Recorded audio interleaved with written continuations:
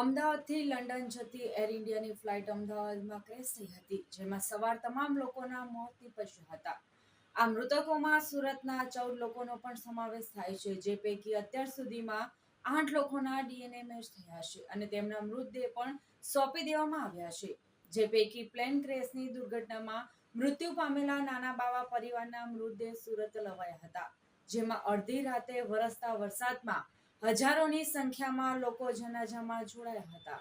અમદાવાદથી લંડન જતી એર ઇન્ડિયાની ફ્લાઇટ અમદાવાદમાં ક્રેશ થઈ હતી, જેમાં સવાર તમામ લોકોના મોત નીપજ્યા હતા. મૃતકોમાં સુરતના 14 લોકોનો પણ સમાવેશ થાય છે, જે પૈકી અત્યાર સુધીમાં 10 લોકોના ડીએનએ મેચ થયા છે અને તેમના મૃતદેહ પણ સોંપી દેવામાં આવ્યા છે.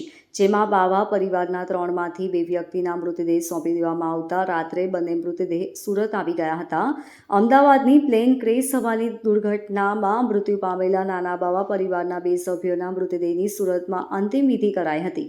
અડધી રાત્રે વરસતા વરસાદમાં હજારોની સંખ્યામાં અંતિમ ક્રિયામાં મોટી સંખ્યામાં લોકો જોડાયા હતા.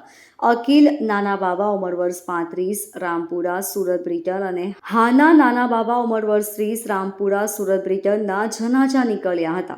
Bureau report LK star news Surat.